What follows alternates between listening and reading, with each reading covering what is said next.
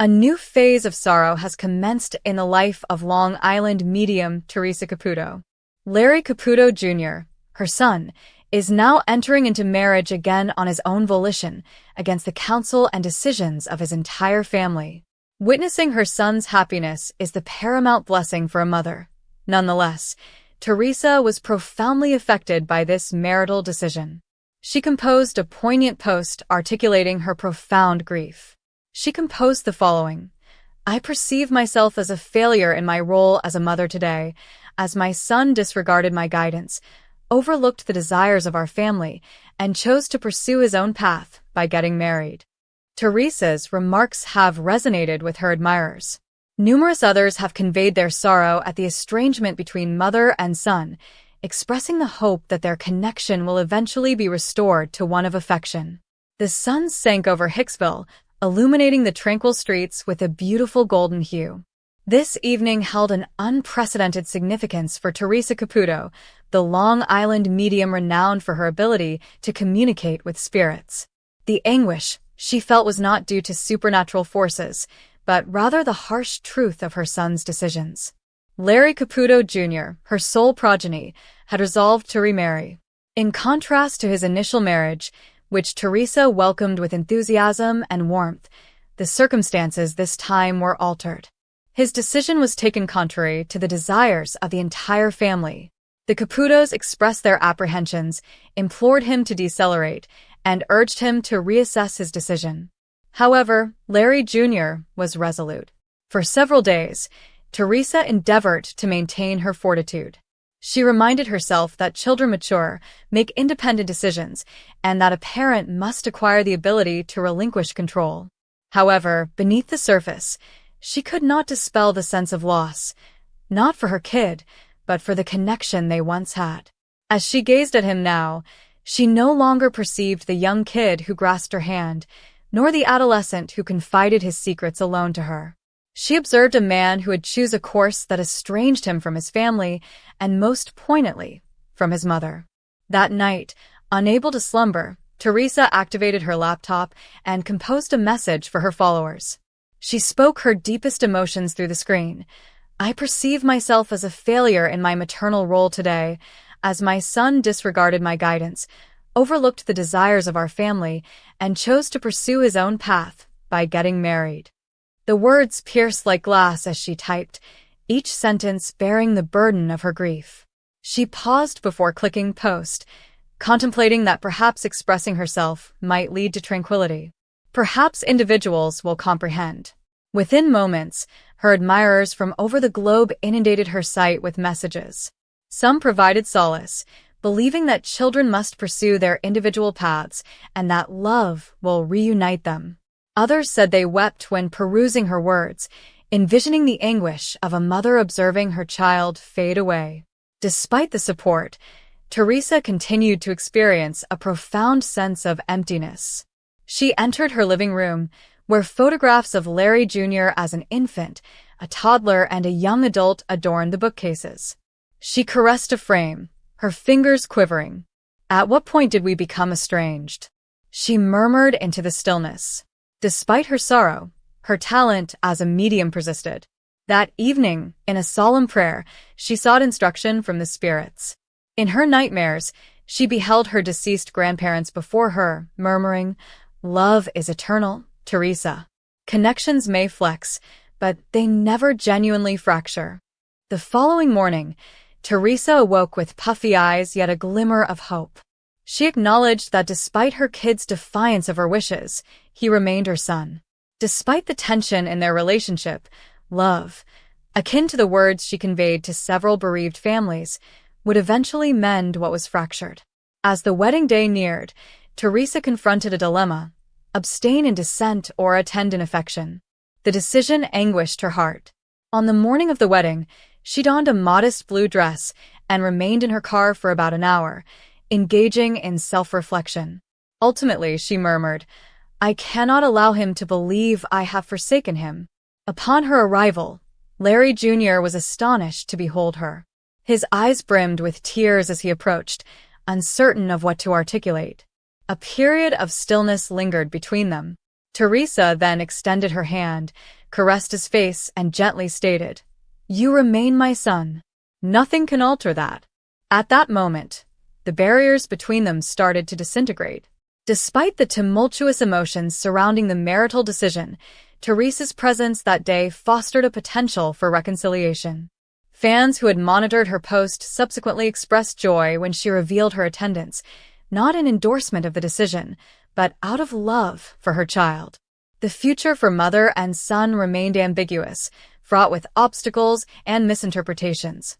However, the chapter of sorrow, however distressing, merely marked the inception of a more extensive narrative, one in which optimism persisted and where Theresa's most profound lesson as both a mother and a medium illuminated the path. Love is eternal, persisting even in this existence. Nonetheless, as the Florida sun commenced its descent toward the horizon, illuminating the sky with hues of orange and pink, Theresa Caputo arrived in Orlando. She arrived discreetly, concealing her journey from the majority of her admirers. The producers of Long Island Medium orchestrated a unique event, a surprise reading for a woman who had recently experienced the devastating loss of her husband. The woman's name was Rebecca Morales, a 38-year-old mother of two who had been grappling with the abrupt demise of her husband, Carlos. After 15 years of marriage, Carlos's death in a vehicle accident merely 3 months prior had devastated her life. Rebecca hardly exited her residence, consumed little sustenance, and predominantly spent her days seated silently with her children, endeavoring to exhibit strength for them while internally disintegrating. Marissa, her sister, had corresponded with Theresa's team months prior, seeking a miracle. "Theresa is the individual most capable of providing Rebecca with some tranquility," she stated in her email. The producers consented. They intended to surprise Rebecca with a private reading at her residence. Rebecca was unaware of the impending events. She believed her sister was merely inviting a few acquaintances for an informal meal to elevate her mood. Marissa expressed her desire for the evening to evoke a sense of levity reminiscent of the past. Rebecca, though reluctant, acquiesced. Upon Theresa's arrival, adorned in her distinctive vivid leopard print and with her high blonde hair illuminated by the twilight light, she exuded her characteristic warmth and charisma. The producers rapped on the door. Rebecca unlocked it, anticipating the presence of one of Marissa's acquaintances. Her jaw fell open. "Oh my God," Rebecca murmured, covering her mouth with her hand. "You are Theresa Caputo." Theresa smiled gently. "Greetings, dear. I trust you do not object to my unannounced visit. I was in town and your sister suggested that I visit to ascertain whether there is anyone you wish to communicate with." Rebecca's eyes promptly brimmed with tears. She recoiled, her hands trembling. "Are you here for me?" Theresa entered, delicately resting a hand on Rebecca's arm. "Dear, I believe your husband has been anticipating my arrival." They occupied Rebecca's living room while her children engaged in calm play in another area with their aunt. Rebecca's hands trembled in her lap, her breathing irregular. Theresa inhaled deeply and subsequently shut her eyes. "Rebecca," immediately, a dominant male presence emerges. "He informs me that he departed abruptly, instilling in me the impression that it was an inadvertent occurrence, depriving any opportunity for farewell." Rebecca inhaled sharply, concealing her visage. "Carlos, oh my goodness," Theresa acquiesced. "Affirmative, dear, it is he. He is demonstrating the steering wheel to me. He is causing me to experience a significant effect. That is his method of confirming that it was indeed the accident." Rebecca succumbed to tears. "That night, I pondered whether he was frightened. What if he endured suffering?" Theresa inclined her body forward, her tone calm and soothing. He states, "Inform her that I did not endure any suffering. It occurred instantaneously.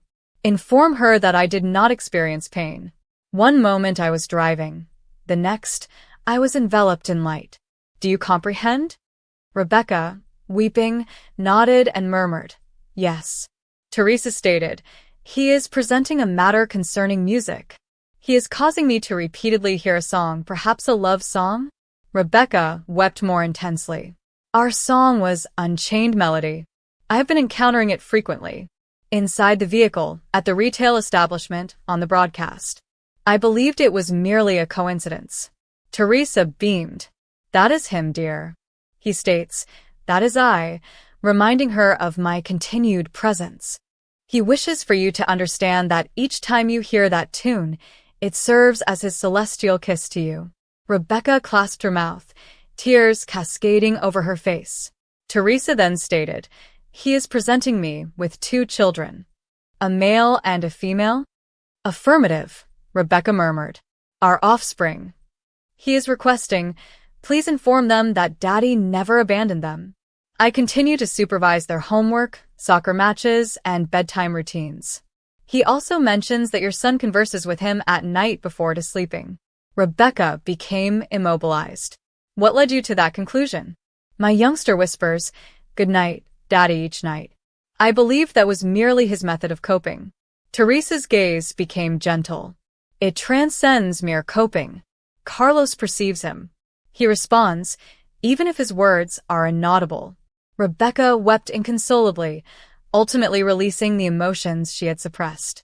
Theresa extended her hand. Carlos conveys to me that he despises leaving matters unresolved. He is presenting a project to me, specifically a home repair task. Rebecca emitted a startled laugh amidst her tears. Affirmative. He was repairing the porch swing. The day prior to his demise, he instructed me, do not sit on it until I complete tightening the bolts. It remains there, partially finished. Theresa exhibited a smile. He states, complete it, darling. Remain seated with the children. That is the location where I will meet you. Rebecca experienced another emotional breakdown. However, this once, her tears signified relief rather than just sorrow. Ultimately, Theresa reclined, dabbing her eyes. Dear, he is expressing, kindly cease attributing blame to yourself. This could not have been prevented by you. It was not your responsibility. He desires for you to embrace life once more.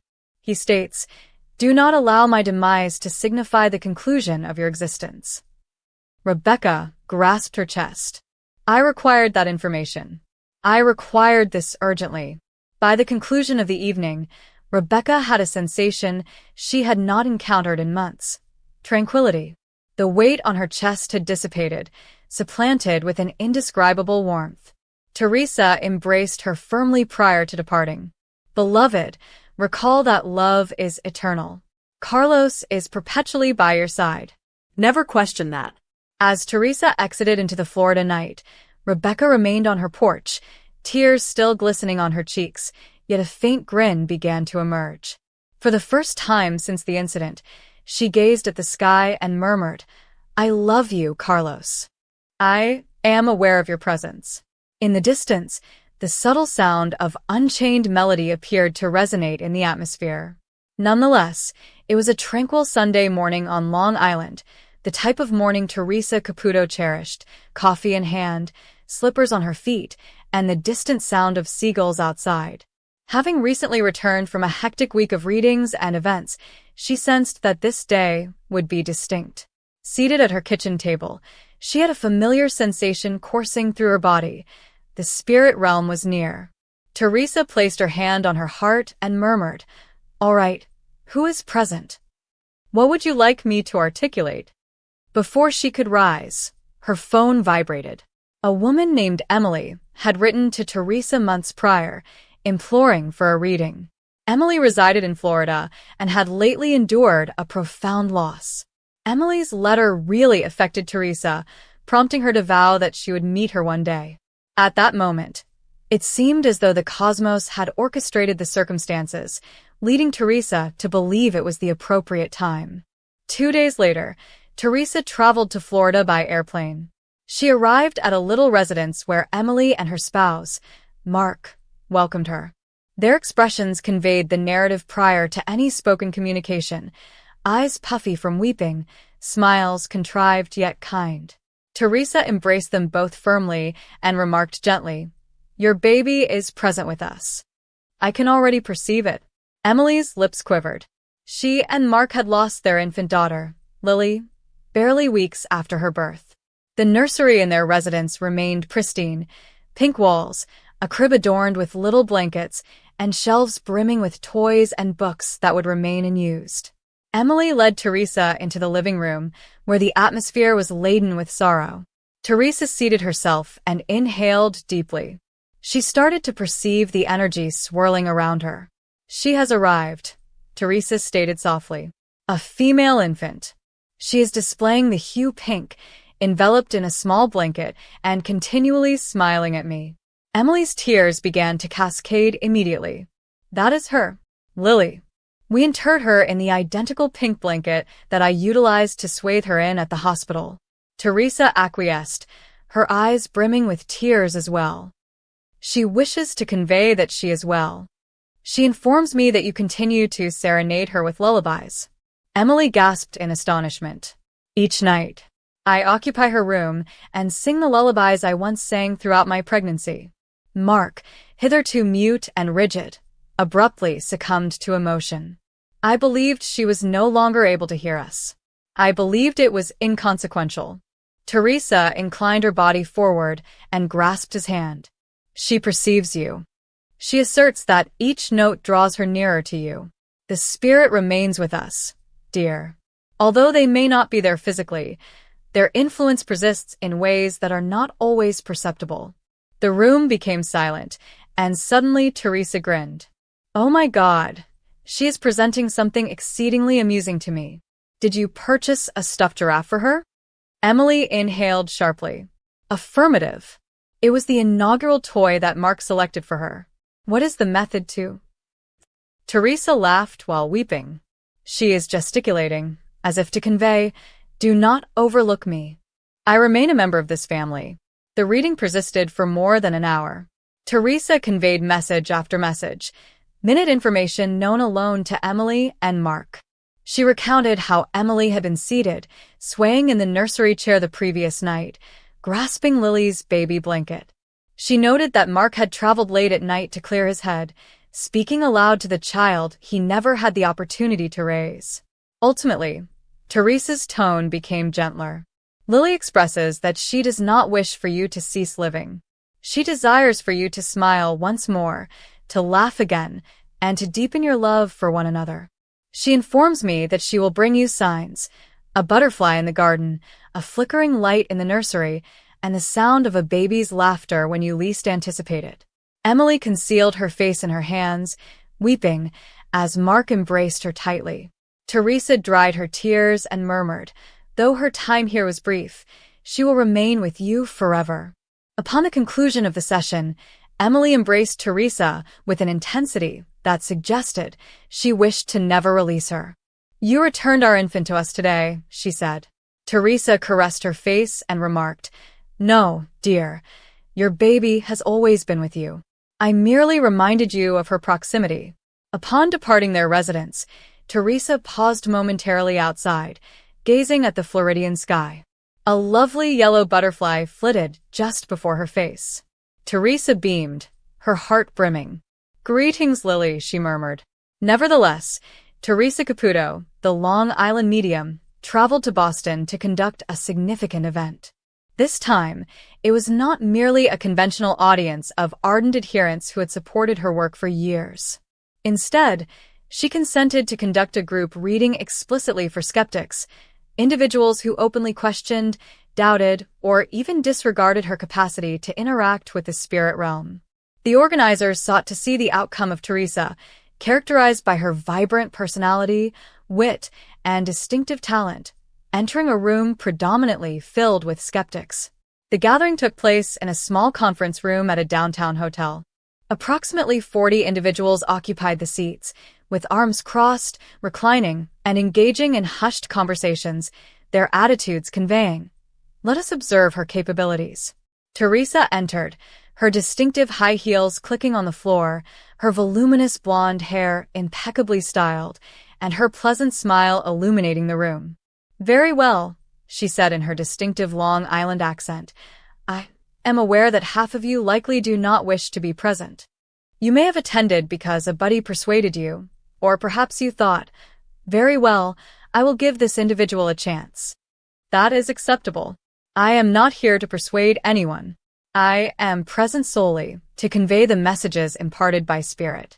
What you choose to do with those communications is at your discretion. The audience emitted a quiet chuckle. Theresa's candor, combined with her pragmatic demeanor, alleviated the tension slightly. She momentarily closed her eyes, resting her hand on her chest. In only seconds, her voice became gentler. An individual is emerging, someone who has endured an utterly horrific experience. I experienced trepidation, hunger, and the auditory presence of trains. I observe barbed wire. This spirit is revealing numbers inked on the arm. This individual is a Holocaust survivor. The chamber became quiet. Individuals shuffled uneasily. A handful of skeptics scowled, questioning whether she was soliciting a response. Theresa proceeded. They expressed that they never anticipated being able to discuss this with someone from the opposing side. This spirit is revealing to me a young child, a sibling. It resembles a sisterly bond. They were segregated in the camps. The survivor endured. But the infant perished. An old man in the back row raised his trembling hand. His daughter, seated beside him, grasped his arm gently. Still, he rose. His voice was hoarse due to aging. That is I. Theresa opened her eyes, fixing her attention upon him. The spirit informs me that your name is David. The man's eyes expanded in size. Affirmative. My name is David Rosenfeld. A silence enveloped the assembly. Even the most doubtful expressions inclined forward at this moment. Theresa advanced a step closer. David, your sister has arrived. She informs me that she has never abandoned you, not even in that bleak situation. She presents a small cotton doll. Did you carry it in your pocket? You perceived it as trivial, yet it provided you with fortitude. David's lips trembled. His eyes brimmed with tears. I possessed a rag doll crafted by my sister prior to our separation. I retained it for as long as possible, until the guards cast it into the flames. How could you possibly possess that knowledge? Theresa's eyes shimmered. Because she is demonstrating to me. She wishes to convey that you also provided her with strength. She states that although she did not survive, your love sustained her. David, she asserts that she supported you during your life reconstruction, the upbringing of your children, and the narration of your experiences to educational institutions. She states, you esteemed me each time you uttered my name. The elderly man obscured his visage with his hands, weeping. His daughter embraced him tightly, murmuring, Father, oh my God, it is she. Theresa permitted the silence to persist, allowing the gravity of the moment to resonate. She then proceeded gently. She indicates that you have been contemplating whether your suffering holds significance and if your narrative has been sufficiently conveyed. She states, it was more than sufficient. You have sustained my existence. Upon your return home, I shall be awaiting you. The entire room was weeping now. Even those who arrived with arms crossed, prepared to reject everything, were profoundly affected. A handful of naysayers murmured among themselves. It seems implausible that she could have anticipated all of it. Impossible. Theresa dried her tears and then smiled at David affectionately. Your sister requests that I convey her gratitude. Thank you for existing, for providing me a voice, and for always remembering me. She affirms that you never walked alone. David seated himself, grasping his daughter's hand, still weeping and exhibiting an unusual tranquility on his countenance. He gestured toward Theresa and murmured, Thank you. Theresa surveyed the room. I did not arrive here this evening with the intention of altering perspectives. However, Spirit remains indifferent to your beliefs. The Spirit seeks affection, healing, and acknowledgement to connect with the living. This is the essence of the matter. The naysayers in the audience had become more amenable. Some cleared their eyes. Others remained silent, no longer grinning, but engaging in profound contemplation. As the workshop concluded and attendees were departing, David approached Theresa. His delicate hands trembled as he extended them toward hers. For years, I pondered whether my sister was genuinely absent, or if she could perceive my affection. This evening, you provided me with the solution. I am no longer a skeptic. Theresa grasped his hand softly. David, the spirit is perpetually present among us. Affection is eternal. Your sister has consistently supported you. You merely needed to acknowledge it. Upon David's exit with his daughter, the atmosphere of the room shifted markedly from when they had entered. Where skepticism and doubt formerly prevailed, there now existed respect, awe, and an undeniable sense of profound mystery. For Theresa, it was just another evening dedicated to her innate purpose, connecting the living with the deceased, despite widespread skepticism. Greetings, esteemed viewers. Welcome to my channel.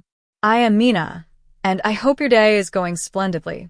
If you like the video, please remember to subscribe to the channel.